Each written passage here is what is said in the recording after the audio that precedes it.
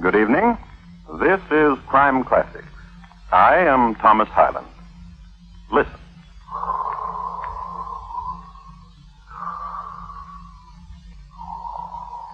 The man you hear breathing is named Thomas Edwin Bartlett. He is in bed and sleeping, breathing deep the night air of Pimlico, England. Mr. Bartlett is a heavy sleeper, a deep breather, too, rhythmical and serene, an almost lullaby quality for young Mrs. Adelaide Bartlett, his wife, who this night sleeps at the foot of his bed. Rhythmical, serene. And just at the stroke of midnight, just when a new year has begun, Mr. Bartlett stops breathing. Mr. Bartlett has just died from having drunk too much chloroform, of all things. His wife wakens, sees it is a new year, and celebrates. Tonight, my report to you on the shockingly peaceful passing of Thomas Edwin Bartlett, greengrocer. Crime Classics, a new series of true crime stories taken from the records and newspapers of every land, from every time. Your host each week, Mr. Thomas Hyland, connoisseur of crime, student of violence, and teller of murders. Now, once again, Thomas Hyland.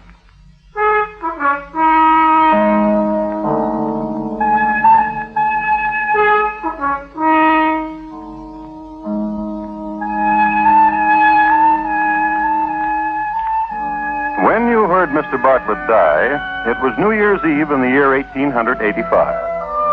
Some years before this, one springtime, when Mr. Bartlett was breathing 100% perfect, he had responded to the delicate scent of a young French girl, and the aroma went right to his heart. He was suddenly in love with Adelaide Blanche de la Tremoise, age 16. Adelaide! Adelaide! Stop skipping rope. I'm talking to you. You made me miss Zoot. You shouldn't say zoot, my dear. It's an immodest expression. Zoot, zoot, zoot, zoot. I'm sorry I made you miss. I apologize. I accept. And now will you do something for me? Anything. Of this you are sure? Anything, I swear it. Bon. Take this rope and tie an end of it to the tree. And hold the other end and turn it. And I will jump. Don't you ever get enough of the sport? Zoot, tie the rope. Very well. Adelaide, Oui? do you like me? Oh, very much. However, What? you puzzle me. Intrigue you, you mean? I'm glad. Puzzle me. Why you put the sign, gone to fish on your grocery store this last 2 weeks, when it is not so. You are here every afternoon in my yard when I come home from school. I have permission from your brother. Adelaide. You have finished tying the rope? Yes. S'il vous plaît, turn it. Faster! Faster! Faster! Oh, my dear. Adelaide, are you hurt? Here, I lift you. Yes, help me. I'm so tangled in the rope. Adelaide. Oh, you are very nice. Adelaide, listen. I like your beard, a black beard. Barbe noire, barbe noire, barbe noire. Oh, Adelaide, my dear, will you marry me? Marry you? Yes, But I am still in school. marry me, and it'll be the same. You'll still go to school. And you will help me with my lessons. Every night. And you'll play games with me and jump rope with me. I want to. I will turn and you will jump. Now. Now? Now. All right. Adelaide, Oui? will you marry me? But of course, Monsieur Barbe Noire. Adelaide, Oui? turn the rope faster. Faster! Faster!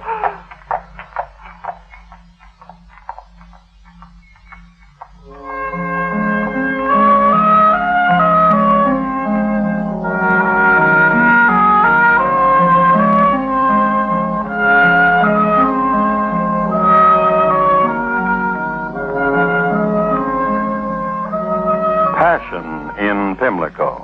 Participants, Thomas Edwin Bartlett and Adelaide Blanche de la Tremoise. And a good quality skipping rope, which latter, it might be mentioned, came from the shelves of Mr. Bartlett's grocery store, and which, coiled neatly, was his first gift to her. It was a springtime romance and an honorable one. They got married. And according to Mr. Bartlett's word, the marriage progressed to each one's satisfaction. Mr. Bartlett continued at the grocery store, and Adelaide was still a student. It is a matter of record that she was a good student in the subjects of geography, history, and botany. But it is also a matter of record that one day she brought home with her a note from her teacher. Dear Mr. Bartlett, here is your wife's last examination paper in algebra. As you see, the grade is 43. Her square roots are especially weak, as are her solving equations with two unknowns. Something must be done, else your spouse will not pass into the next form. Sincerely, Edgar Becker, Esquire. P.S. I will be glad to tutor your spouse after school hours. Signed, E.B. Esquire. Oh, Adelaide, why are you crying? I am not a good wife. You are wrong, my dear. I am not a good husband. I should have been helping you with your algebra. But you help me so much with my lessons. And you get tired and you go to your room and sleep. Oh, husband. Yes? I do not wish it anymore. I do not wish school. I want your school and Mr. Becker to be proud of you. No. My dear, what's the matter? I do not wish to be a schoolgirl was, but a woman was, a mother was. You're so young. Listen to me. A grade of 43 is nothing to fret over. Why, my cousin Sybil from Nottingham received 23 on her... Listen to me. No, child. You listen to me. I've failed you. I've made you ashamed of yourself. And now I'll make amends. How? I will find you a tutor. A tutor? But not Mr. Becker. Husband. Yes, child. Whatever you say.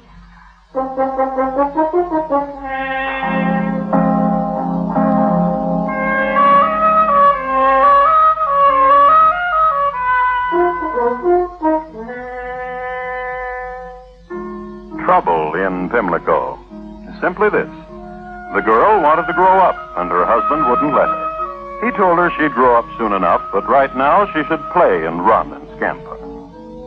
This period in the married life of Thomas and Adelaide was marked by two events. The first, his presenting her upon her birthday with a game of the mind, dominoes, hand cards, imported from Persia. The second, a tutor, a veritable quiz in algebra, imported from Bristol. A young man of 21, accomplished in the 3 R's and other branches of learning. He doted on chemistry, for instance, and one report has it that he was forever indulging himself with practical jokes at the school, with chloroform. They say his headmaster constantly fell asleep while admonishing him. His name? George Dyson, Adelaide, your tutor. This is my wife, Adelaide. At your service. Here is your book. Open it to page 1.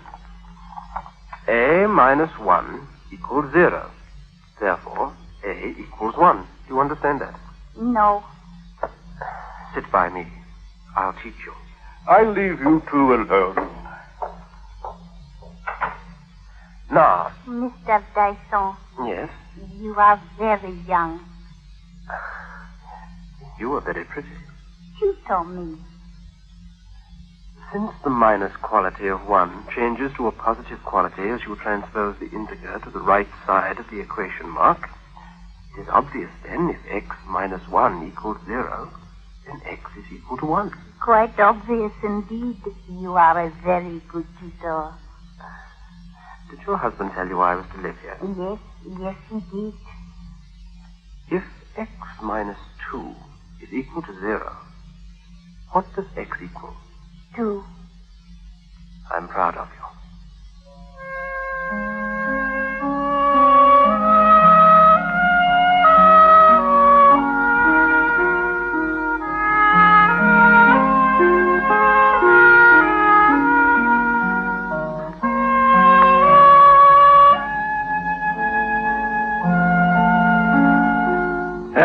examination time came around, and Adelaide was at the head of her class. A squared plus B squared is equal to C squared. In the next form, she shone. Algebra was her strongest subject. One day, Mr. Becker was astounded when Adelaide stood right up in class and said, The cube root of A cubed minus 3A squared B plus 3AB squared minus B cubed is A minus B. Then came geometry. George was also a whiz at this. More so. George, cher tutor. Stop that. Pay attention to your lesson. George, please. Please what? Please kiss me. First, the theorem. Two triangles are congruent when the two sides and the included angle are coincident. Please kiss me. All right. How do I earn my next kiss?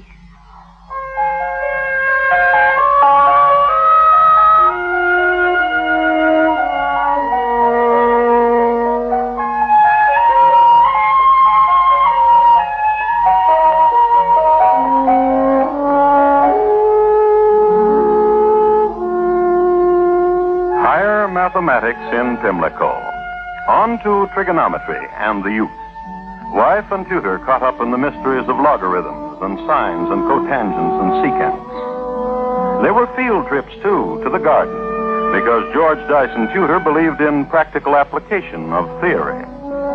This particular late afternoon, they were endeavoring to determine the height of the flagpole in the garden, using the length and angle of the shadow cast by the pole as points of reference.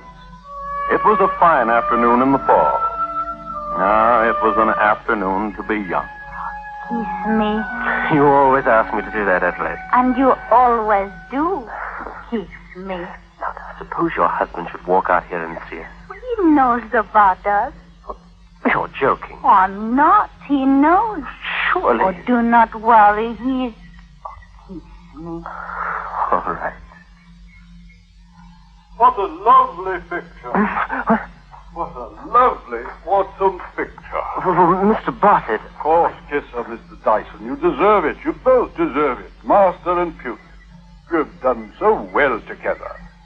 Go on, Dyson. Sir. Kiss her. Go on. Kiss her. Oh, yes. Bravo, bravo. How's trigonometry coming, Dyson? Fine, fine. Fine. Well, cook said dinner will be ready soon. I'll call you when it is. Adelaide, What? don't you find your husband... He is a bore. But I mean, strange. What happened just now? He is a bore, and I despise him. He's your husband. You shouldn't speak like that about him. I'm sorry he's my husband. What would you do if he weren't? You know. I know. But I want you to tell me. The things we talked about. If he weren't my husband. I want to tell you something about me you didn't know, Adelaide. Oh, please do. I was quite a chemistry student, too. I could teach chemistry if I wanted to. That is very interesting. Chloroform, for instance, is a chemical. Chloroform? I've heard of it. It belongs to the class of neurotic chemicals which act on the brain and produce loss of sensation. Can it cause death? Carelessly used, it can cause death. Then it is a poison. Let's stroll in the garden. I want to. Chloroform is a colorless, heavy, and volatile liquid, having a peculiar ethereal odor which cannot be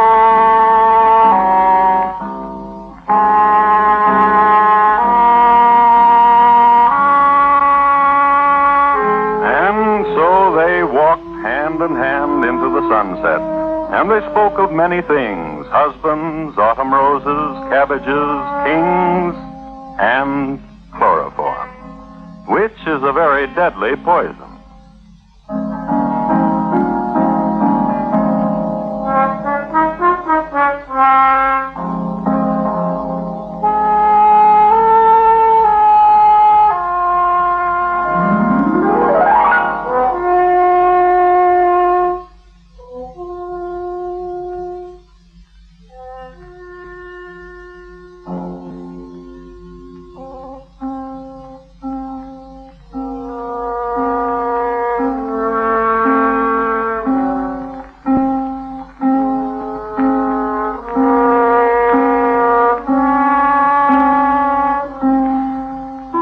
Pimlico, England, is noted in a small way for the color of its sunsets, a quality which some malcontents have attributed to the quality of the dust in the Pimlico air. However, it's well known that the major divertisement among Pimlicans is walking into the local sunset and making plans. So, as not to defy custom, so walked Adelaide and her tutor George. You're very dear to me, Adelaide. Oh, this I know, but it is not the time to speak of it. We were speaking of other things. I used to have fun with chloroform when I went to school. Is it difficult to obtain? In large quantities, it is. However, What? it can be obtained. But there's a difficulty. Oh? It has a peculiar odor. It's easily detectable. It's almost impossible to get someone to drink it. Unless someone wanted to drink it. Who would want to? Some people, I suppose. Suppose. Adelaide, Yes, George. I've noticed something about your husband. He looks poorly. He suffers. Sometimes at night he comes to my bedroom and tells me how much he suffers. From what? He's bilious. Oh, poor man. He complains of his stomach. I thought perhaps that was it. And nervous depression. At night sometimes he sits in my room, depressed. His stomach. And the doctors have told him that. Has he tried mercury? Mercury? Much easier to obtain than chloroform. I could stop at the apothecary's after dinner. Do stop. His stomach is much worse after dinner. I'm hungry. Let us to dinner, Adelaide. Oh, give me your arms, dear George.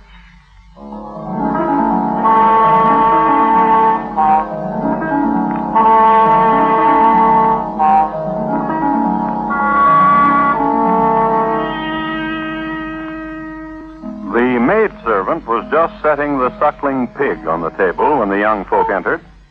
Mr. Bartlett greeted them with a wave of his fork, and they sat.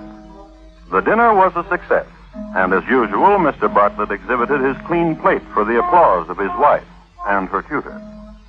Over fruit and cheese, George Dyson begged to be excused.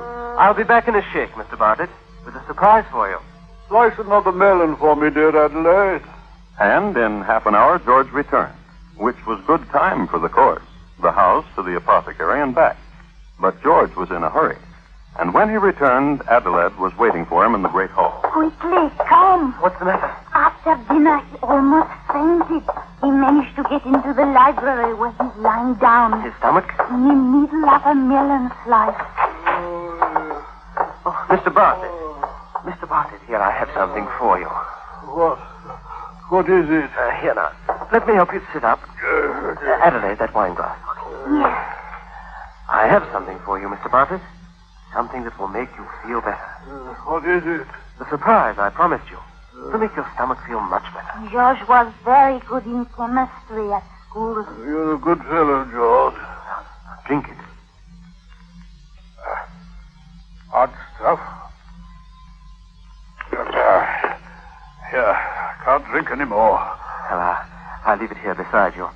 Sip it when you can. You'll see that when you develop a taste for it, it will be very beneficial. You're a good fellow. Adelaide, Yes, don't worry about me. You have your things to do. yes. George and I have our lessons. I wouldn't interrupt them for the world. Go, George. Adelaide. We'll look in on you later, Mr. Bartlett. In an hour. Good fellow. Good fellow.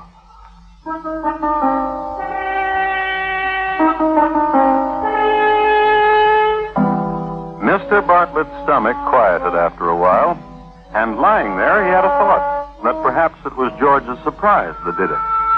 So he forced himself to sip again of the glass.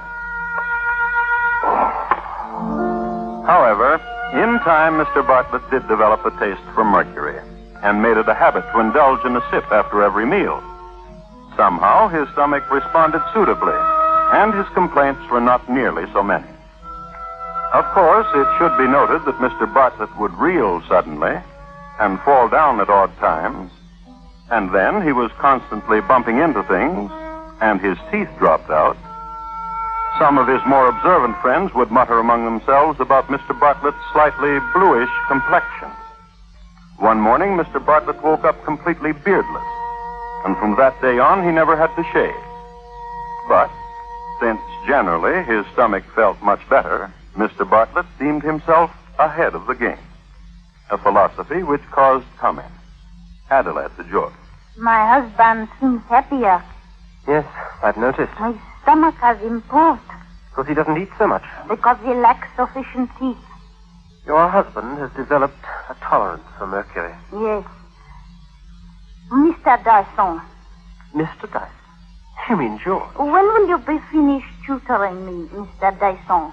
What do you mean? Tomorrow, I should think, Mr. Dyson. What? Tomorrow is the eve of the New Year.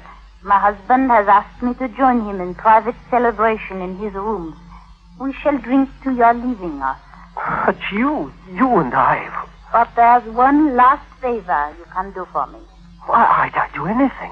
While you're at the apothecary, Apothecary. while you're there, while you're making the purchase of chloroform, bring me 1 sachet of lavender, a dozen cinnamon sticks, and a dozen licorice twisties for my husband.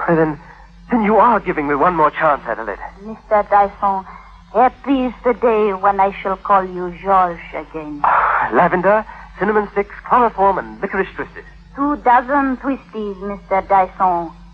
Good night.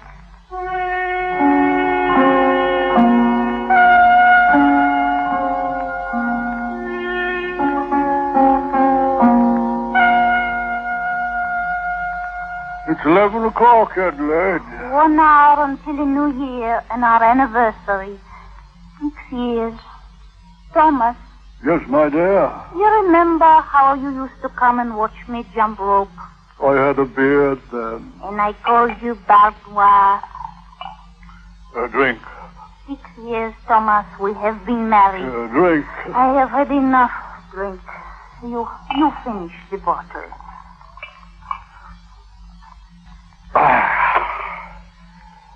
I want you to look at me, husband. Very well.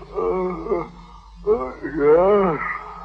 When we were married, I was 16, a child, 6 years ago. Adelaide. You see, husband? No longer a child.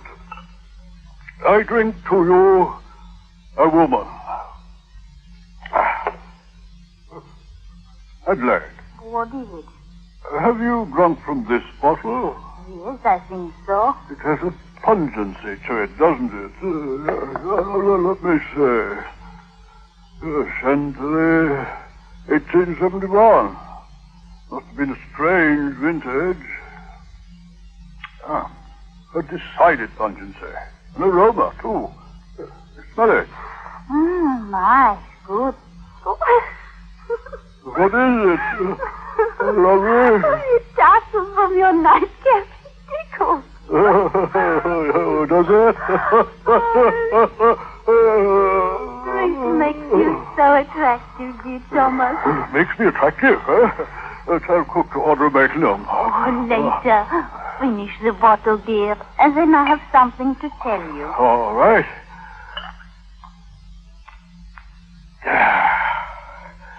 Now, what is it you have to tell me? Oh, you confess it now, do you not, that I am a woman? An attractive woman, yes. And finally a wife, my husband. 6 years now, and you have observed me only as a child and have treated me as...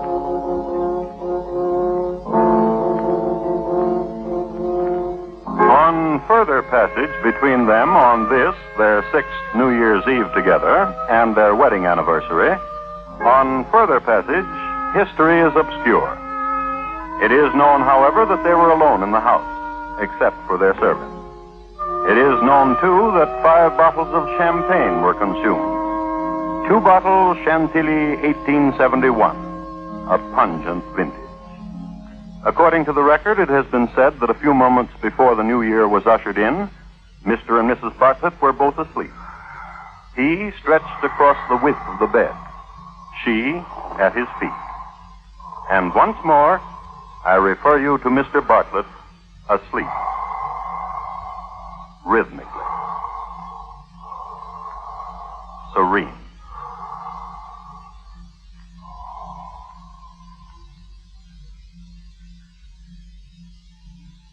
Thomas? Thomas?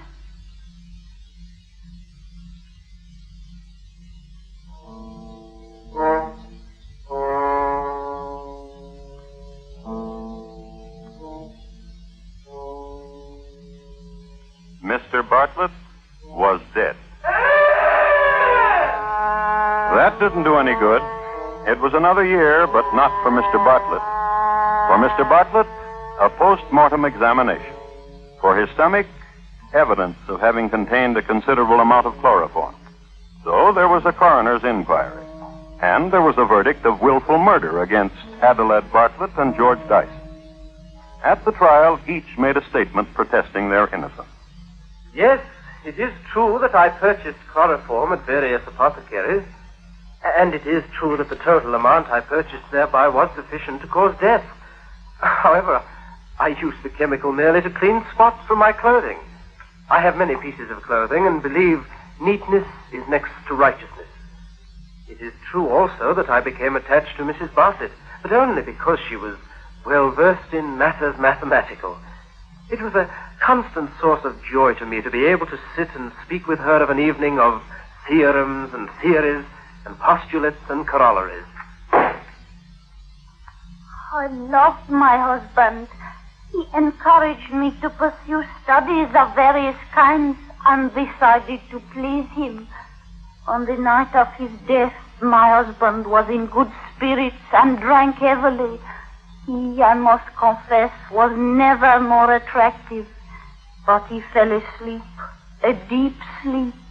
From this he never awakened. I never know why.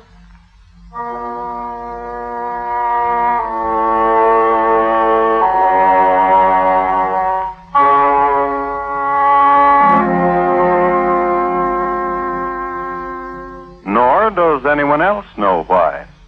The jury debated for 2 hours and returned a verdict of not guilty.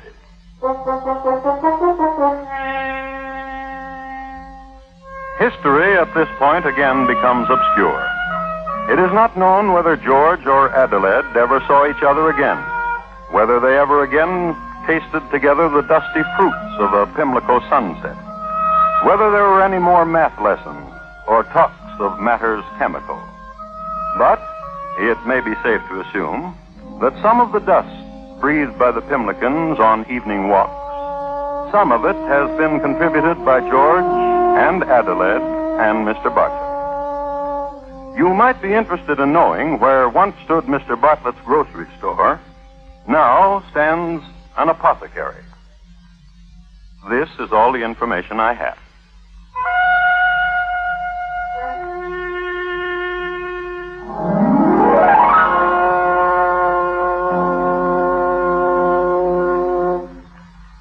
Thank you.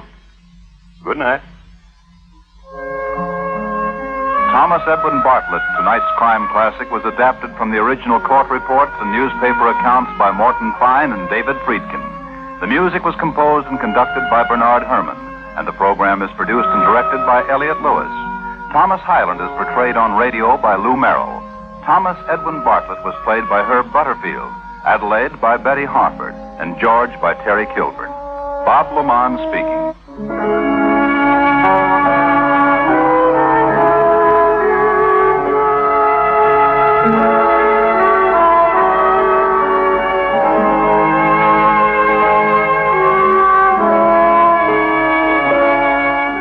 This is the United States Armed Forces Radio and Television Service.